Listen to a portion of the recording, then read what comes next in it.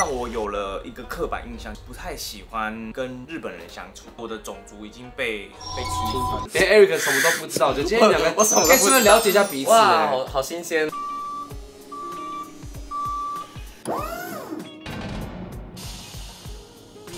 按订阅不用钱啦。大家好，切。Hello， 我叫 Ricky。哎，我是 Eric。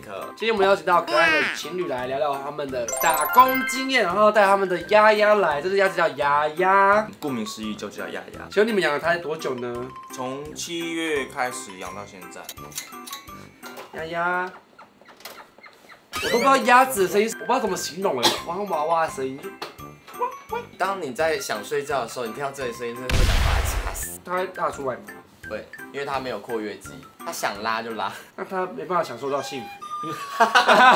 它是母的好不好？只是它最近好像有点在发情，你怎么知道？因为它的动作跟我以前在鸡蛋厂的那个母鸡动作一样，直接进入到打工的经验。哦，对，请问你做哪些工作呢？以前在澳洲赚最多钱的就是在鸡蛋农场，它就是一个澳洲人不想做的工作，太累了，它咬痛。可是你不是说它没有什么攻击力吗？它会夹人，扭夹人的那个感觉。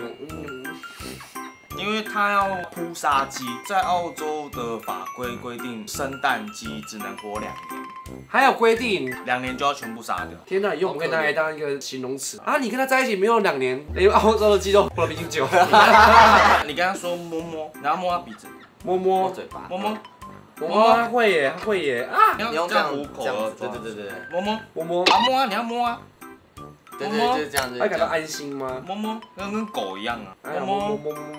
天哪，你是我们频道第2个鸡有关的打工经验的朋友哎！我上次邀请到一个 AV 男优，然后他也说他在养鸡场帮那个鸡孵育，拿那个鸡蛋那个。我是要扑杀鸡，一扑杀就是4万只，4万只你就要一直动，一直切。没有啦，他是要。哦，拉屎了！他真的会拉耶，你也习惯了吗？这是第一次拉在他身上哎。被鸭拉在身上是我的命运，我习惯，我了解。这句话很不符合人体工学，被女生排挤是我的命运，我了解。你看这句话很不符合人体工学，我每次要讲都讲得很不顺，你自己讲一次。因为你本来就不是徐志杰，不是我，所以你做过了扑杀鸡，一天要杀4万只。对啊，而且要杀鸡的时候要在晚上。不知道鸟禽类它对于晚上的时候它是看不到，即便是有人在旁边啦，它都不知道。所以他们是默默地被杀掉。对，我们会准备一个很大的垃圾桶，绿色那种，中间就挖一个洞，一直杀，把它丢进去。不用杀，就直接丢进去啊！啊，里面会放那个2氧化碳，让他们缺氧窒息这样子。对他们，天哪，他们那个动物保护法就讲求人道，比起让它流血哦，比较舒服一点。对，所以你一开始到澳洲就是做这个工作？没有，一开始就种花。真是澳洲农夫。对啦，因为毕竟澳洲以前大家都是去挤牛奶的，可是你跟人家比较不一样。一开始第一份工作是种花，因此在这份工作我会在我住的那个家前院跟后院我都有自己种花。你有给我看过那个照片？对，我就是都自己弄。那怎么会到澳洲去做这个啊？因为第一份工作啊，这个没有回答到我的问题。不是因为我到澳洲去的时候，我只带2万块台币去，太少了。那你当时怎么会有下定决心到澳洲打工呢？因为我想要躲我前任。哦，好像真的该躲。他看到应该会很不开心。那你还做过哪些呢？就那边做了1年之后，我就跑去蓝莓农场，但是人家都会觉得好像去蓝莓采蓝莓嘛，但是我偏偏又不是做这个，我是在搭那个棚子的，搭温室。你前后在澳洲待了好像7年，对不对？没有啦，那么久，5年，还差不多吧。哇，差不多是1个鸡的蛋。我还有去过日本餐厅，当我寿司师傅。没有，我要洗碗边出甜点。我不知道为什么，因为我也是因此而让我有了一个刻板印象，不太喜欢跟日本人相处。哎，我闻到它味道，我真的闻到，我通了。我还跟大家科普一下 ，Ricky 很讨厌日本人，因为之前被日本的男生欺负过。对啊，就是因为种族的关系，因为你当时不太会讲英文，就是一些身份的关系，还有护照的关系，而让他觉得他自己很优势。因为我在厨房嘛，我要洗碗，要出甜点，他是里面的厨房的主厨，那时候就好像骂我。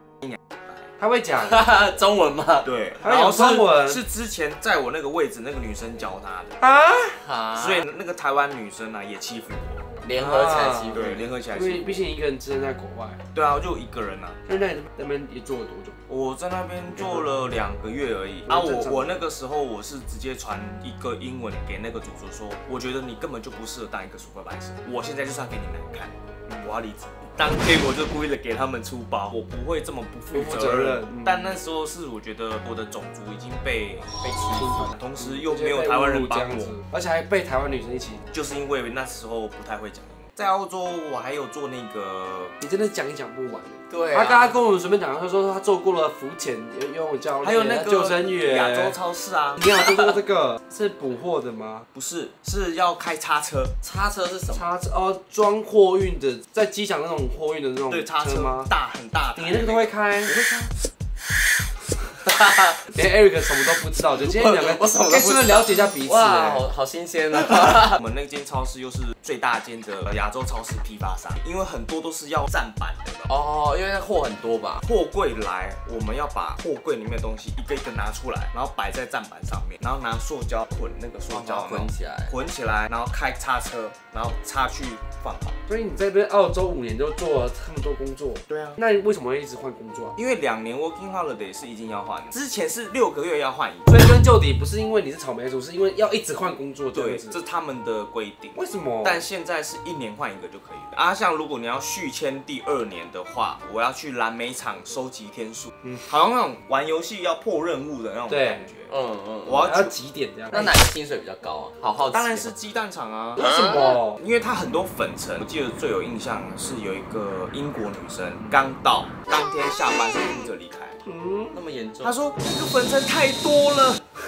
有必要哭？还是他被那个屎的臭味吓到？也是，因为你看一只鸭就那么臭了。因为你看鸭子的那个粉尘就这么多了，难怪你可以养鸭哎，何况是4万只，好吵。而且呢，我还要铲那个鸡屎啊，那个鸡屎这么厚，用铲的哦，感觉是很好的堆肥。他们这些都是有做还原的，还原是什么意思？拿去种树哦，就是堆肥嘛。你看有没有这样？所以说真的，你其实还蛮厉害的，可以做到5年这么久，因为6个月就要换一次工作了。那个时候是我做到第7个月的时候，他们就改1年。然后我就直接花厂就做了1年，然后去收集90天天数，又去鸡蛋厂做1年，然后鸡蛋厂做完我2年就结束了嘛。那 Eric， 你有做什么样的打工经验呢？